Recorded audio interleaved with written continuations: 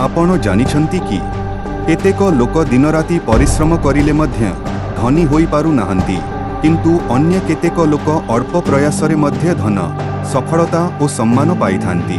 एहा केवल भाग्य नुहे, एहार पछरे रहिछि गभीर आध्यात्मिक सत्य, जहाँ गरुड़ा पुराण रे स्पष्ट भावे कहा जाइछि।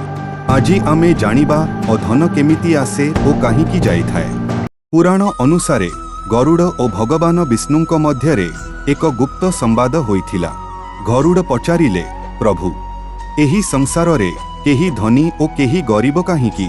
धन आसिबा और जीवार मूल कारण कौन? भगवान विष्णु हसी कहिले, हे गरुड़, एहा सबु कर्म धर्म और मनुष्यर आचरण उपरे निर्भर करे। भगवान कहिले, ओ जे लोक सत्यवादी और नीतिवान सेठारे लक्ष्मी देवी स्थिर भावे वास करती। जदि आपण सदा सत्य कहती और काहाकू धोखा दियंती नाही, तेबे आपणक जीवन रे धन आसिबार द्वार खोली जाए।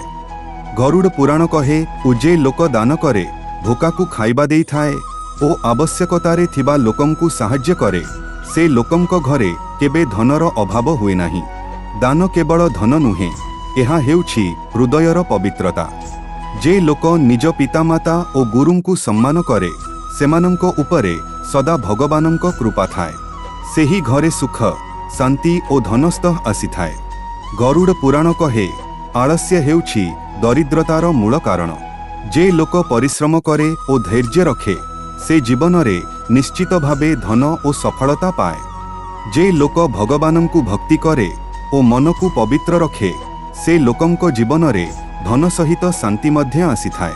केवल धन थिबारे सुख नाही, मनर शांति मध्य आवश्यक। धन जीवार प्रथम कारण भगवान विष्णु कहिले, ओ जे लोक मिथ्या कहे ओ अन्य मानंकु धोखा देई थाए, सेमानंक घरे धन दीर्घ समय रहे नाही, एहा धीरे धीरे नष्ट होई जाए। जेतेबेले लोक धन पाई अहंकार करे, से निजर पतनकु आमंत्रण देउछि। लक्ष्मी देवी केबे मध्य अहंकारी लोकंक पाखरे रुहंती नाही। जदि केही अन्याय उपाय रे धन अर्जन करे, सेही धन दीर्घ समय रहे नाही, सेही धन आगकु दुख और कष्टर कारण हुए। जे लोक महिला वृद्ध और गुरुंकु असम्मान करे, सेठारे लक्ष्मी वास करंती नाही, एहा धन नष्ट हेबार मुख्य कारण। एक समय रे दुई मित्र थिले, राम और श्याम। राम सत्यवादी दयालु और परिश्रमी थिले। श्याम चतुर थिले, किंतु से धोखा देई धन अर्जन करुथिले। किछि वर्ष परे श्याम बहुत धनी हेले, किंतु से अहंकारी और निर्दय होई पड़िले। एक दिन से सबुकिछि हराई देले, ओ धन सम्मान और संपर्क। अन्यपटे राम धीरे धीरे जीवन रे आगकू बढ़िले। से सम्मान शांति और सुख पाइले, तांकर धन स्थिर रहिला। गरुड़ पुराण कहे, धन माने केवल टंका नुहे, सत्य धन हेउछि सुख शांति और सम्मान। आपण चाहुछंती जे आपणक जीवन रे धन और सुख दुही आसु, तेबे सत्य धर्म और परिश्रम रास्ता को बाछंतु। भगवानंकु भक्ति करंतु और भल काम करंतु।